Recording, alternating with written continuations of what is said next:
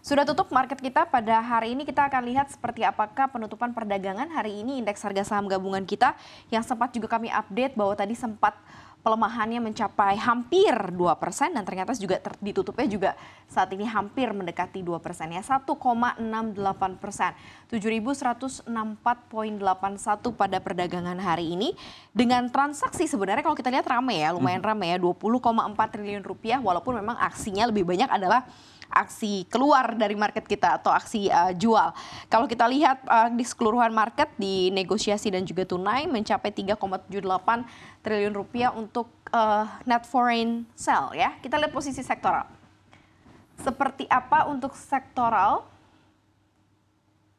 Finansial terkoreksi 2,49%, consumer primer juga terkoreksi 3,3%, non primer terkoreksi 2,68% dan perindustrian terkoreksi 0,58%. Kita geser ke sektor-sektor selanjutnya. Ada 4 sektor selanjutnya. Kalau tadi kita update untuk Anda masih ada 2 sektor yang menguat yaitu energi dan bahan baku. Ternyata benar ya, energi menguat 2,32% dan bahan baku juga menguat 2,39%. Infrastruktur terkoreksi 0,66% dan properti real estate terkoreksinya di atas 3%, 3,25%. Kita ke 3 sektor tersisa.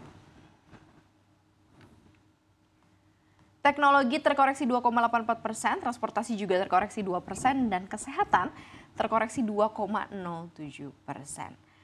Kita ke nilai tukar rupiah versus dolar Amerika Serikat.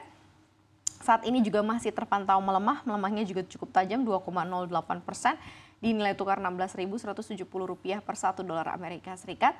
Sementara kita lihat posisi rupiah terhadap mata uang utama lainnya.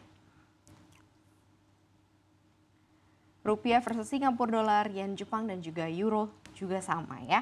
Rupiah melemah terhadap Singapura dolar 0,1,97%, melemah juga terhadap yen Jepang 1,92% dan rupiah cukup dalam sekali terkoreksi 2,05% terhadap euro.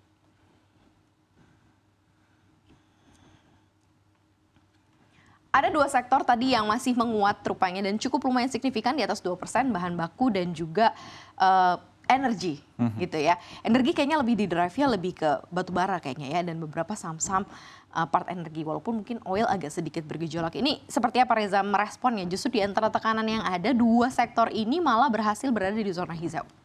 Ya, kalau kita perhatikan kembali lagi faktor utamanya disebabkan oleh harga komoditas yang mendapat keuntungan. Karena kalau kita tahu sektor energi, kita tahu bahwa utamanya penopangnya didorong oleh sektor batubara dan juga minyak dan gas. Artinya sektor-sektor inilah yang mampu membawa kenaikan.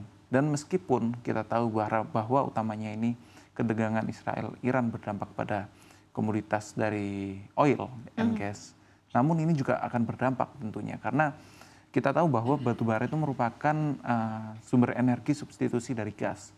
Karena ketika harga gas naik, otomatis banyak negara itu mengalihkan diversifikasi dari produk komoditas energi fosilnya itu melalui batubara yang juga dipercaya meskipun itu lebih murah dibandingkan dengan harga gas. Kemudian meskipun itu lebih kotor, utamanya tetap kita masih menggunakan batubara. Kemudian kalau kita perhatikan kembali dari sektor bahan baku pun di IHSG, sektor ini banyak diberati oleh sektor-sektor yang memang bergerak di bidang komoditas seperti komoditas nikel itu bergerak masuknya dalam sektor bahan baku, sehingga artinya memang sektor-sektor yang bergerak di bidang komoditas ini mendapatkan keuntungan, ditambah lagi dengan potensi ketika nantinya ada harapan bahwa ketika semester kedua nanti akan ada pemangkasan suku bunga yang akan mendorong dari sisi demand-nya seperti itu.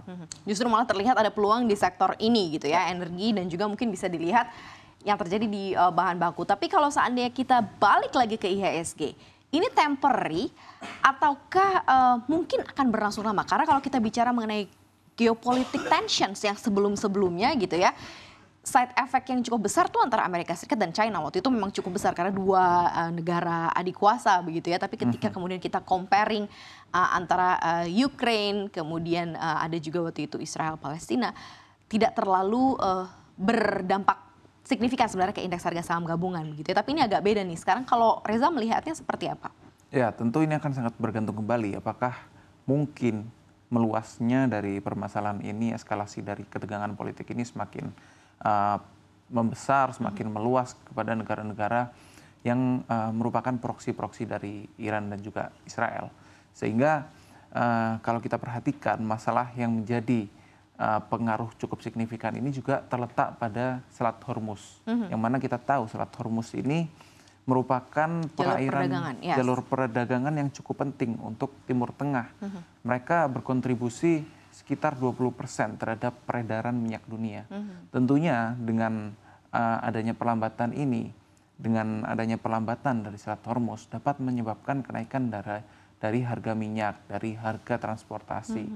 Sehingga sulitnya mendapat pasokan energi dengan harga yang baik, ini dapat menyebabkan industri juga mengalami perlambatan dari sisi industri. Sedangkan kalau kita perhatikan kembali dari sisi komoditas memang mendapat keuntungan dengan harga komoditas yang mengalami kenaikan. Sehingga tentu kembali lagi kalau kita melihat secara keseluruhan ini dapat berdampak cukup negatif terutama apabila berlangsung lebih lama. Namun di sisi lain kita perhatikan bahwa dari Israel sendiri menyatakan menunjukkan adanya bahwa mereka masih akan mendiskusikan terlebih dahulu apakah akan melakukan serangan balasan terhadap apa yang sudah dilakukan Iran. Meskipun mereka juga sudah menyatakan dari berbagai sumber bahwa mereka akan melakukan serangan balik pada 24 hingga 48 jam mendatang.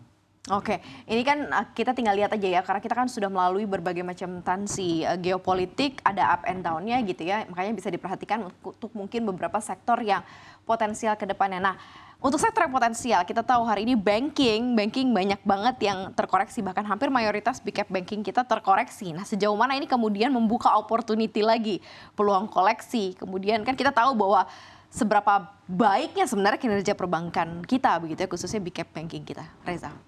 Ya, kalau kita perhatikan sektor banking merupakan sektor yang cukup defensif. Nah, salah satu utamanya yang menyebabkan penurunan yang layak menyebabkan kinerja dari perusahaan banking itu mengalami perlambatan itu adalah dari ketidakpercayaan dari produk banknya itu sendiri.